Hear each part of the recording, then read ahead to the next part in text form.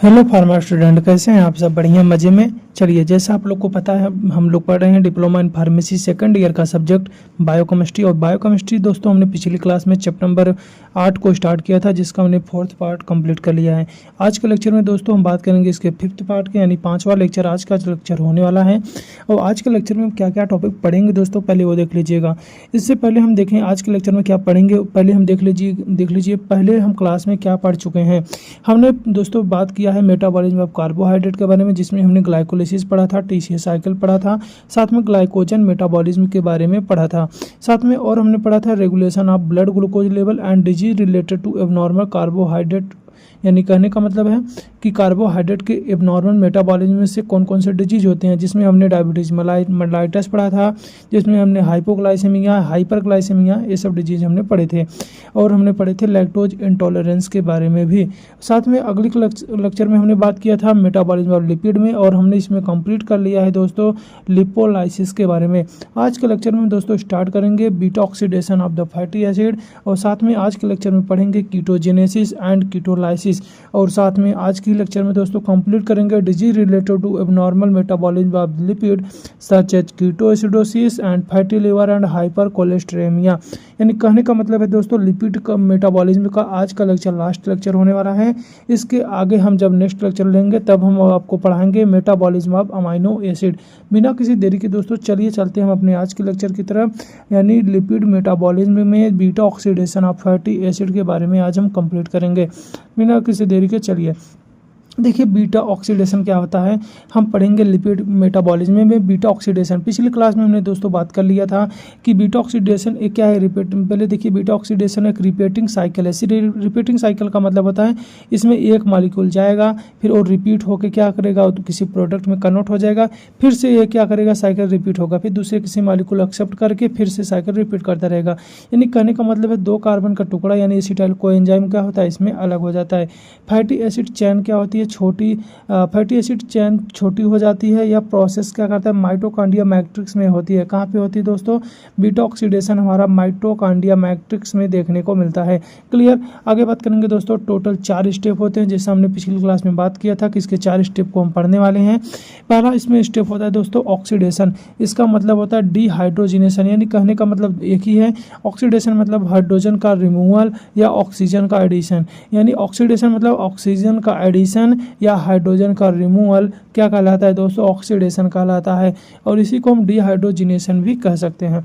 इसमें क्या होता है, FAD डिपेंडेंट होता है, यानी FAD ये कंपाउंड होते हैं जो हम आगे पढ़ेंगे कि ETS में जाने के बाद क्या हमको एनर्जी देते हैं। तो उसमें क्या होता है, इस जो ऑक्सीडेशन है FAD पे डिपेंडेंट होता है। यानी इस फैटी एसाइल को एंजाइम ये क्या होता है, कन्वर्ट हो जाता है ट्रांस इनोल को एंजाइम ए में।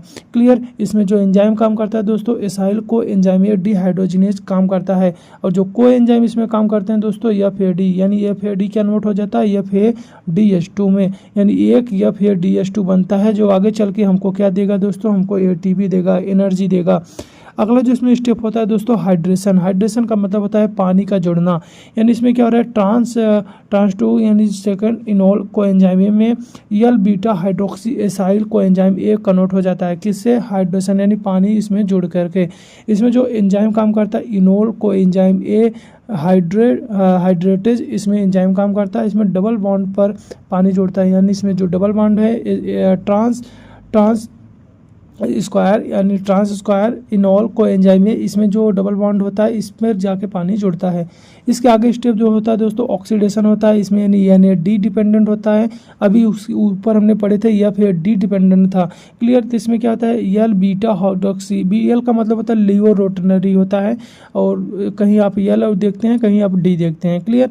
तो यल का मतलब होता है लियो और D का मतलब होता है डेस्ट्रो। क्लियर। तो बीटा हाइड्रोक्सी एसाइल को एंजाइम ए कन्वर्ट हो जाता है बीटा कीटो एसाइल को एंजाइम ए में। इसमें जो एंजाइम काम कर रहा है दोस्तों बीटा हाइड्रोक्सी एसाइल को एंजाइम ए डिहाइड्रोजिनेज काम करता है, और कोई एंजाइम इसमें काम करते हैं NAD+ कन्वर्ट हो जाता है NADH में, जो कि एक NADH बनता है, जो आगे चल के हमको ETS में क्या देगा दोस्तों, एनर्जी देगा। अगला जो इसमें चौथा स्टेप होने वाला है थायोलाइसिस होता है, यानी चैन क्लीवेज, यानी चैन क्या हो जाती है दोस्तों, ब्रेक हो जाती है, टूट जाती है। यानी बीटा कीटो एसाइल को एंजाइम में कन्वर्ट हो जाता है एसिटाइल को में, साथ में शॉर्टेंड एसाइल को एंजाइम ए में। इसमें जो एंजाइम काम करता है थायोलेज एंजाइम करता है, और 2 कार्बन का जो एसिटाइल को एंजाइम ए है यह क्या हो जाता है दोस्तों, निकल जाता है, और चेन 2 कार्बन क्या होती है, छोटी हो जाती है। कहने का मतलब है जो 2 कार्बन की चेन छोटी हो गई है, फिर जो बचा हुआ चेन होगा फिर वापस से फिर यही बीटा ऑक्सीडेशन होगा, फिर से उसमें से क्या हो जाएगा, एक फिर एसिटाइल को एंजाइम ये निकल जाएगा, यानी 2 कार्बन फिर निकल जाएगा। यानी कहने का मतलब है क्या कर रहा है, एसिटाइल को एंजाइम को जनरेट कर रहा है एवरी स्टेप में। क्लियर, जब तक उसकी कार्बन की चेन क्या हो जाए, पूरी तरह से खत्म न हो जाए। हर साइकिल में क्या बनेगा, एक ये फिर DH2 बनेगा, एक NADH बनेगा और एक एसिटाइल को एंजाइम बनेगा। अब हम बात करें दोस्तों पाल्मिटिक एसिड का। जैसे हमने बताया था, हम आपको कैलकुलेट करके बताएंगे दोस्तों कि पाल्मिटिक एसिड में टोटल नंबर ऑफ ATP कितने बनते हैं, 106। देखिए पाल्मिटिक एसिड जो एग्जांपल हमने लिया था जो कि 16 कार्बन का कंपाउंड था, इसमें टोटल हम जब काउंट करेंगे दोस्तों, टोटल बीटा ऑक्सीडेशन के 7 साइकिल रन करेंगे। कितने रन करेंगे, 7 साइकिल। हम ऐसे समझा देंगे, देखिए एक साइकिल में 2 कार्बन इस्तेमाल होता है, तो 7 साइकिल में देखिए कितना हो जाए, 14 कार्बन इस्तेमाल हो जाएगा, बचेगा कितना, 2 कार्बन। तो 2 कार्बन के लिए फिर साइकिल रन नहीं करेगा, क्यों, क्योंकि वो तो 2 ही कार्बन एसिटाइल को एंजाइम में है, तो क्या हो जाएगा, इंटर कर जाएगा। क्लियर, तो टोटल एसिटाइल को एंजाइम कितने बनेंगे, 8 बनेंगे, लेकिन टोटल जो साइकिल रन करेगी कितनी करेगी, 7। क्लियर, यहाँ तक आपको समझ में आ गया होगा। 7 रन कर रही है, तो 7 में जो FAD होंगे वो भी 7 बनेंगे, NAD वो भी 7 बनेंगे, और 7 साइकिल में ये एसिटाइल को एंजाइम भी 7 बनेंगे। तो 7 ये बन गए, और ये जो 7 बना है और इसमें एक जो 2 कार्बन बचा है, तो उसको लेकर ये कितने हो जाएंगे दोस्तों, 8 हो जाएंगे। क्लियर, आपको इतना समझ में आ गया होगा। 7 FADH2 7 NADH इसमें बन रहे हैं। क्लियर, तो आइए हम कैलकुलेट कर लेते हैं। देखिए जब 7 FADH2 बनता है, तो एक जो FADH के मॉलिक्यूल होते हैं उससे लगभग 1.5 ATP मिलता है, यानी टोटल कितने हो जाएंगे, लगभग 10.5 ATP। और 7 NADH से जो बनते हैं कितने बनते हैं, 2.5 ATP। एक NADH से बनता है तो टोटल बनेंगे 17.5 ATP। हाँ, तो 8 एसिटाइल को एंजाइम ए बना है, और हमको पता है जो एसिटाइल को एंजाइम ए है जो ETS साइकिल में जाता है, तो एक ETS साइकिल में जाने के बाद वो क्या हो जाता है, 8 एसिटाइल को एंजाइम कितने कन्वर्ट हो जाएंगे, 80 ATP में कन्वर्ट हो जाएंगे। जब हम इसको टोटल काउंट करेंगे तो कितने हो जाएंगे दोस्तों, 108 ATP हो जाएंगे, और 2 ATP इसमें माइनस हो जाएगा। क्यों, क्योंकि एक्टिवेशन के लिए हम 2 ATP का इस्तेमाल कर रहे थे साइकिल में, तो टोटल हो जाएंगे हमारे 106 ATP। यहाँ तक आपको कोई दिक्कत नहीं होना चाहिए। आगे बात करेंगे दोस्तों कीटोजेनेसिस। कीटोजेनेसिस का मतलब होता है कीटोन बॉडी का फॉर्मेशन, यानी कीटोन बॉडी का बनना। क्लियर, कीटोजेनेसिस वो प्रक्रिया है जिसमें एसिटाइल को एंजाइम्स ए से क्या होता है, कीटोन बॉडीज बनते हैं। यह प्रोसेस तब ज़्यादा होती है जब आप क्या होंगे, फास्टिंग, जब आप भूखे रहते हैं, स्टार्वेशन होता है, अनकंट्रोल्ड डायबिटीज़ हो जाते हैं, लो कार्बोहाइड्रेट डाइट हो जाता है। यह कंडीशन तब देखने को मिलता है। जब ग्लूकोज कम होता है तो बॉडी क्या कर देगी, फैट का ब्रेकडाउन बढ़ा देगी, यानी जो आपके बॉडी में जो फैट है, जो लिपिड है, वो क्या हो जाएंगे, टूटने लगेंगे, यानी उनका बीटा ऑक्सीडेशन बढ़ जाएगा। बीटा ऑक्सीडेशन बढ़ने से एसिटाइल को एंजाइम ज़्यादा बनेंगे, और उससे क्या बन जाएगा दोस्तों, कीटोन बॉडीज बन जाएंगे। क्लियर, तो इससे इस प्रकार से क्या होगा, कीटोजेनेसिस होता है। लोकेशन की बात करें दोस्तों कहाँ पे होता है, तो लीवर के माइटोकॉन्ड्रिया, हमारे लीवर के जो माइटोकॉन्ड्रिया सेल्स हैं वहाँ पे होता है, लेकिन यूज नहीं करता है। यानी कहने का मतलब है लीवर इसे बनाता है लेकिन लीवर इसे यूज नहीं करता है। क्लियर, तो कीटोन बॉडीज के प्रकार की बात करें तो कीटोन बॉडी मुख्यतः 3 प्रकार के दिए गए हैं। जैसे पहले होते हैं एसीटेट, दूसरा बीटा हाइड्रोक्सी ब्यूरेट, अगला क्या है, एसीटोन।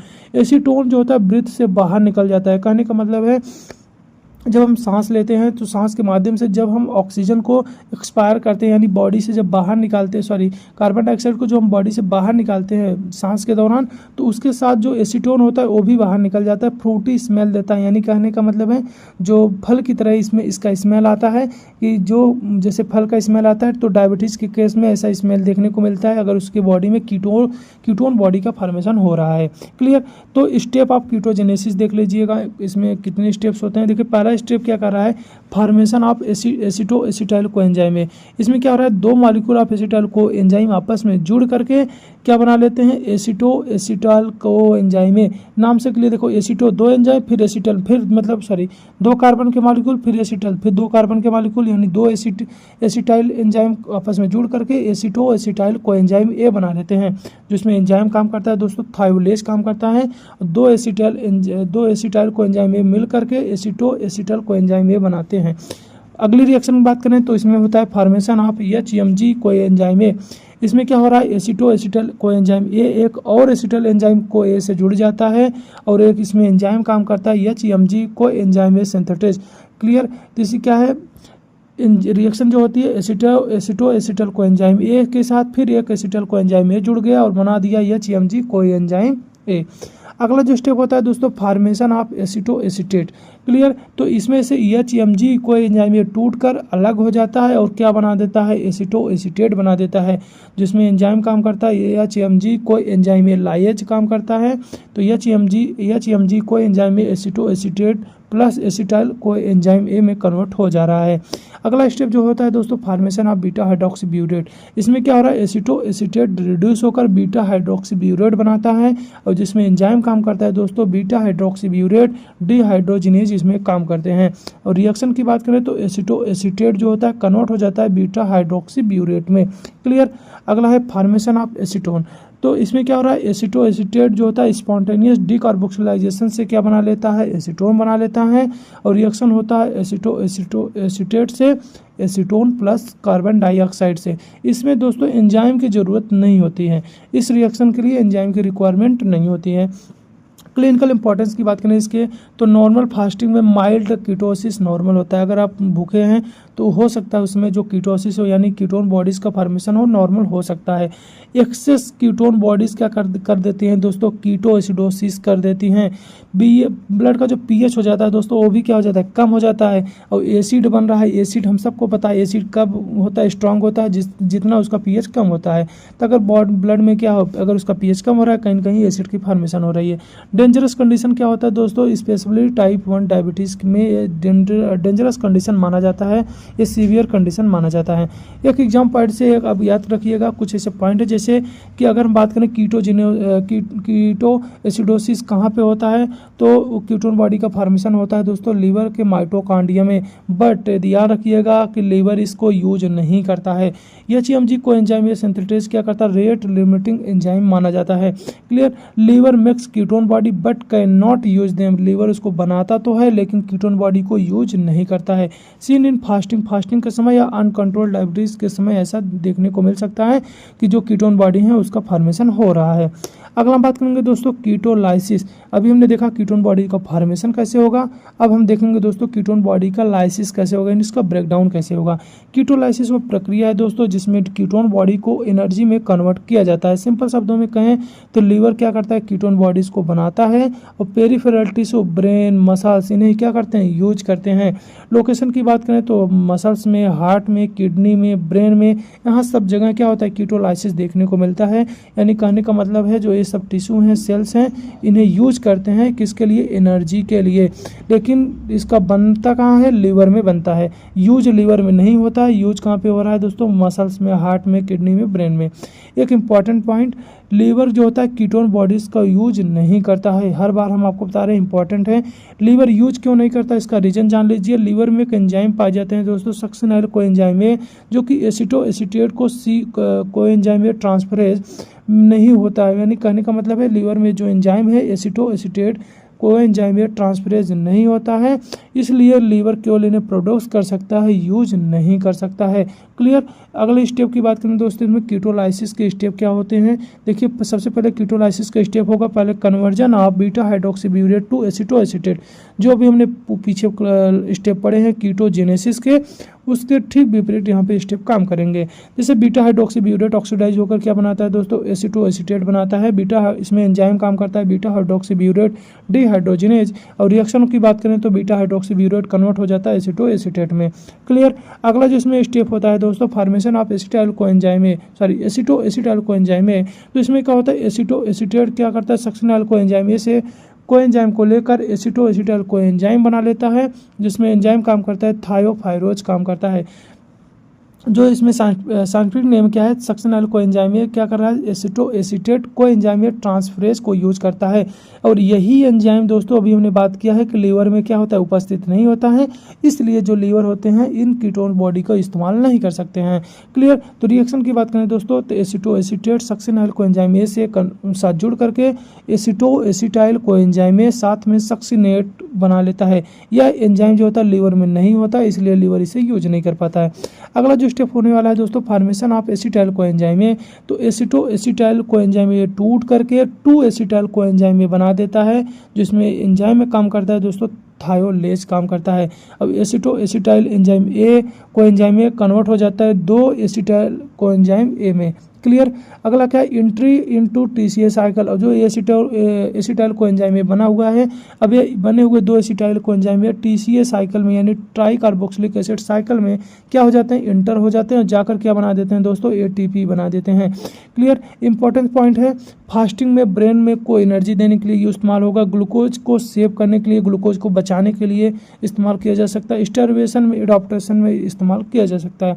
क्लिनिकल सिग्निफिकेंस की बात करें दोस्तों तो स्टार्वेशन में एनर्जी सोर्स यानी फास्टिंग में ब्रेन और मसल्स कीटोन बॉडी को यूज करके एनर्जी बना लेते हैं। अगला जो इसका इंपॉर्टेंस है, क्लिनिकल सिग्निफिकेंस है, प्रोटीन सेविंग इफेक्ट देता है, यानी कीटोलाइसिस होने से ग्लूकोज की जरूरत कम पड़ जाती है, मसल्स प्रोटीन ब्रेकडाउन क्या हो जाते हैं, कम हो जाते हैं। अगला जो इसमें है क्या है, डायबिटीज़ में रोल होता है, यानी कंट्रोल्ड कंडीशन में कीटोलाइसिस कीटोन बॉडी को यूज कर लेती हैं, लेकिन अनकंट्रोल्ड डायबिटीज़ में एक्सेस कीटोन बॉडी बनता है, जिसके कारण कीटोएसिडोसिस देखने को मिलता है। क्लियर। आगे बात करेंगे दोस्तों, लीवर कैन नॉट डू कीटोलाइसिस। कह रहे हैं कि जो लीवर है कीटोलाइसिस नहीं कर पाते, यानी कीटोजेनेसिस तो करते हैं हमने देखा है, लेकिन कीटोलाइसिस नहीं कर पाते हैं। रीजन क्या है, लीवर में एक एंजाइम होता है थायोफाइलेज एंजाइम नहीं होता, इसलिए लीवर जो होता है कीटोन बॉडीज को यूज नहीं कर पाते हैं, यानी करने का मतलब है कीटोलाइसिस नहीं कर पाती हैं। क्लियर। अब हम पढ़ेंगे दोस्तों इस टॉपिक का लास्ट क्या है, disease related to abnormal lipid metabolism. इसके लिपिड की एबनॉर्मल मेटाबॉलिज्म से कौन कौन से डिजीज हो सकते हैं, जिसमें हम पढ़ेंगे दोस्तों ketoacidosis, fatty liver and hypercholesterolemia. यानी कह रहे हैं कि कीटोएसिडोसिस हम स्टार्ट करेंगे कीटोएसिडोसिस से। कीटोएसिडोसिस वह कंडीशन होता है दोस्तों जब ब्लड में कीटोन बॉडी क्या होते हैं, बहुत अधिक बढ़ जाती हैं, यानी ब्लड का पीएच क्या हो जाता है, कम हो जाता है। नॉर्मल कीटोसिस माइल्ड होते हैं, लेकिन एक्सेस कीटोन प्रोडक्शन डेंजरस हो सकता है।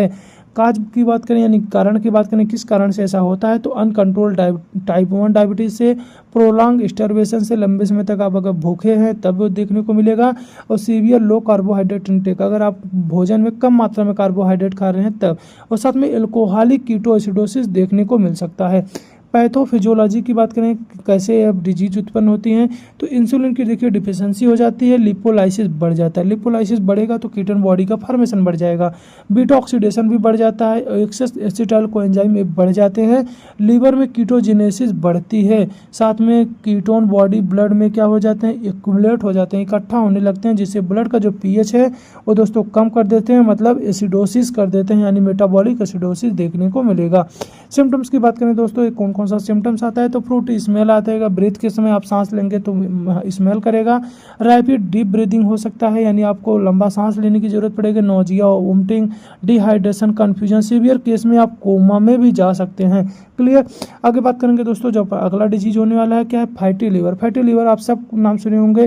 फैटी लीवर क्या होता है, फैटी लीवर वो कंडीशन है जिसमें लीवर सेल्स क्या हो जाते हैं, यानी जिसमें ट्राइग्लिसराइड एबनॉर्मल अमाउंट में क्या हो जाता है, जमा हो जाता है। जो फैट्स होते हैं हमारे लीवर में क्या हो जाते हैं, एबनॉर्मल अमाउंट में, यानी बहुत अधिक अमाउंट में क्या हो जाते हैं दोस्तों, जमा हो जाते हैं, और नॉर्मल लीवर में जो होता है, लीवर में जो फैट होता है वो क्या बहुत कम होता है, लेकिन जब फैट एक्यूमुलेशन बढ़ जाता है तो फैटी लीवर डेवलप हो जाता है। नॉर्मल जो फैट होता है लीवर में कम होता है, लेकिन अगर एबनॉर्मल रूप से ट्राइग्लिसराइड यानी फैट अगर एक्यूमुलेट हो जा रहे हैं तब उसको क्या कहेंगे, हम फैटी लीवर कहेंगे। कॉज की बात करें दोस्तों, किस कारण से होता है, मोस्ट कॉमन कॉज होता है दोस्तों एल्कोहल कंजप्शन के लिए। अगर जो एल्कोहल कंजप्शन करते हैं मोस्ट कॉमन होता है, उनमें क्या होता है फैटी लीवर देखने को मिलता है। वो सबसे कॉमन है, यानी अल्कोहल मेटाबॉलिज्म क्या करेगा, फैट ऑक्सीडेशन कम कर देता है, जिसके कारण क्या होता है, फैटी लीवर देखने को मिलेगा। ओबेसिटी भी एक कारण होता है, मोटापापन, डायबिटीज़, शुगर भी एक समस्या होती है। हाई फैट डाइट, अगर आप भोजन में बहुत अधिक फैट खा रहे हैं तब भी ये दिक्कत होगा। और प्रोटीन माल न्यूट्रिशन की भी समस्या के कारण ऐसा देखने को मिल सकता है, यानी एपोप्रोटीन सिंथेसिस कम हो जाता है, फैट एक्सपोर्ट नहीं हो पाते हैं। ड्रग एंड टॉक्सिन के कारण भी ऐसा देखने को मिल सकता है कि आपका लीवर क्या होगा, फैटी हो जाएगा। आगे बात करेंगे दोस्तों पैथोफिजियोलॉजी की, तो लिपोलाइसिस अगर होगा तो फ्री फैटी एसिड लीवर में आ जाते हैं और बीटा ऑक्सीडेशन कम हो जाएगा, साथ में ट्राइग्लिसराइड सिंथेसिस बढ़ जाएंगे, जिसके कारण फैट का एक्युमुलेशन बढ़ जाएगा। और VLDL यानी वेरी लो डेंसिटी लिपिड का फॉर्मेशन कम हो जाएगा और फैट क्या होंगे, लीवर में एक्युमुलेट हो जाएंगे। रिजल्ट क्या देखने को मिलेगा दोस्तों कि लीवर क्या हो जाएगा, फैटी लीवर हो जाएगा। क्लियर। आगे बात करेंगे टाइप्स ऑफ फैटी लीवर की, तो एल्कोहलिक फैटी लीवर नाम से क्लियर हो रहा है। एल्कोहलिक किसके कारण होगा दोस्तों, एल्कोहल के कारण। अगला है नॉन एल्कोहलिक फैटी लीवर, यानी किसी दूसरे रीजन से हो जाएगा फैटी लीवर, इसमें अल्कोहल का कोई भूमिका नहीं है, यानी ड्रग के कारण हो सकता है, मोटापापन के कारण हो सकता है, कुछ भी हो सकता है। क्लियर। सिम्टम्स की बात करें दोस्तों तो इसमें कौन कौन से सिम्टम्स आ सकते हैं। अगर फैटी लीवर है तो अर्ली स्टेज में अक्सर सिम्टम्स नहीं होते हैं, लेटर स्टेज में देखने को मिलेगा लीवर का पक्का इनलार्जमेंट हो जाएगा, यानी हिपैटोमेगैली हो जाएगा, फटीग देखने को मिलेगा, थकावट महसूस होगा, साथ में माइल्ड एब्नॉमिनल डिस्कम्फर्ट हो जाएगा, यानी हमारे एब्नॉमिनल एरिया में क्या हो जाएंगे, माइल्ड के होंगे डिस्कम्फर्ट, मतलब भोजन अच्छे से नहीं पचेगा, पेट दर्द करेगा, ये सब समस्याएं देखने को मिल सकता है। सीवियर केस में सिरोसिस भी हो सकता है, यानी जो लीवर की जो सेल्स हैं वो क्या हो जाएंगे, ब्रेक होने जाएंगे, यानी डेड होने लगेंगे। क्लियर। तो इसे बोलते हैं लीवर की जो सेल्स हैं वो क्या है, सिरोसिस हो रहे हैं, यानी उसकी सेल्स क्या हो रहे हैं, डेड हो रहे हैं। क्लियर। आगे बात करेंगे दोस्तों हाइपर कोलेस्ट्रेमिया। हाइपर कोलेस्ट्रेमिया वह कंडीशन होती है दोस्तों जिसमें ब्लड में कोलेस्ट्रॉल लेवल एबनॉर्मल रूप से बढ़ जाता है और नॉर्मल टोटल कोलेस्ट्रॉल जो होता है दोस्तों 150 से 200 मिलीग्राम पर डेसीलीटर होता है, और यह 200 मिलीग्राम पर डेसीलीटर से ऊपर अगर रिस्क हो गया है तो रिस्क बढ़ने लगता है, यानी कहने का मतलब है हमारे ब्लड में क्या होगा, कोलेस्ट्रॉल का लेवल बढ़ने लगता है। टाइप्स ऑफ की बात करें तो प्राइमरी होता है जो कि जेनेटिक होता है, यानी फैमिलियल होता है, यानी कह रहे हैं कि हमारी पीढ़ी दर पीढ़ी ट्रांसफर हो रही है, यानी फैमिलियल हाइपर कोलेस्ट्रीमिया होता है। LDL यानी लो डेंसिटी लिपिड के कारण हो सकता है, रिसेप्टर डिफेक्ट के कारण ऐसा देखने को मिल सकता है, या लो डेंसिटी लिपिड ब्लड में एक्युमुलेट होने लगते हैं, इसके कारण ऐसा देखने को मिल सकता है। सेकेंडरी हो सकता है जैसे डायबिटीज़ के कारण हो, यानी हो सकता है हाइपोथायराइडिज्म के कारण हो, ओबेसिटी या हाई फैट डाइट के कारण आपकी बॉडी में कोलेस्ट्रॉल का लेवल यानी ब्लड में कोलेस्ट्रॉल का लेवल क्या हो, बढ़ गया हो। क्लियर।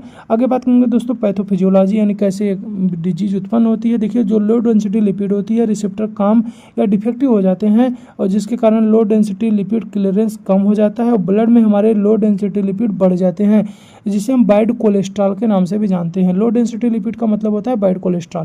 क्लियर। और हाई डेंसिटी लिपिड का मतलब होता है दोस्तों गुड कोलेस्ट्रॉल। तो लो डेंसिटी लिपिड आर्टरीज की वॉल में क्या हो जाते हैं, डिपॉजिट हो जाते हैं, इकट्ठा होने लगते हैं, जिससे एक बीमारी उत्पन्न करते हैं आर्थरियोस्क्लेरोसिस, और जिससे हम आर्थरियोस्क्लेरोटिक प्लेग बनाते हैं। और रिजल्ट क्या देखने को मिलेगा दोस्तों, हमारी हार्ट डिजीज बढ़ जाएंगे, यानी हार्ट डिजीज होने का जो रिस्क है, जो खतरा है वो क्या हो जाएगा, बढ़ जाएगा। क्लियर। क्योंकि हार्ट जो ब्लड को पंप कर रहा था आर्टरी में जमा हुआ है हमारे फैट, हमारे लिपिड, और जिसके कारण क्या हो जाएगा, ब्लड अच्छे से क्या हो जाएगा, ये दूसरे किसी ऑर्गन तक नहीं पहुंच पाएगा, तो हार्ट को अधिक प्रेशर से उसे पंप करना पड़ेगा, जिसके कारण हार्ट का जो डिजीज है और जो हार्ट अटैक है, जो हार्ट फेलियर है, ये सब क्या होंगे, बढ़ जाएंगे। सिम्टम्स की बात करें दोस्तों अर्ली स्टेज में कोई सिम्टम्स नहीं होते हैं, लेटर स्टेज में आपको देखने को मिलेगा जेंथोमेस, यानी स्किन पर फैट डिपॉजिट हो जाएंगे, जेंथेलेस्मिया यानी आई के आसपास क्या होगी, फैट डिपॉजिट होने लगते हैं, चेस्ट पेन होने लगता है। इफ कोरोनरी आर्टरी अफेक्टेड होती है तो चेस्ट में जो होता है दर्द होने लगता है। अगला जो दोस्तों हमारा टॉपिक है metabolism of the amino acid या प्रोटीन, इसको पढ़ेंगे नेक्स्ट लेक्चर में। तब तक आप इतना पढ़ते रहिए, और आपको जानना समझ आप हमको कमेंट करके पूछ सकते हैं। और अभी तक अगर आपने चैनल को सब्सक्राइब नहीं किया है दोस्तों तो प्लीज़ चैनल को सब्सक्राइब करिएगा और अपने फार्मा दोस्तों के साथ जरूर शेयर करिएगा। हम आपको वीडियो प्रोवाइड करते हैं, मेहनत लगता है, टाइम लगता है, और उससे ज़्यादा इंपॉर्टेंट ये है कि वीडियो अगर बीच में कहीं गड़बड़ हो जाता है तो फिर से मुझे पूरी वीडियो रिकॉर्ड करनी पड़ती है, इसलिए आपको चैनल को सब्सक्राइब करना चाहिए, अपने दोस्तों के साथ शेयर करना चाहिए। ठीक है, पढ़ते रहिए, बाय बाय।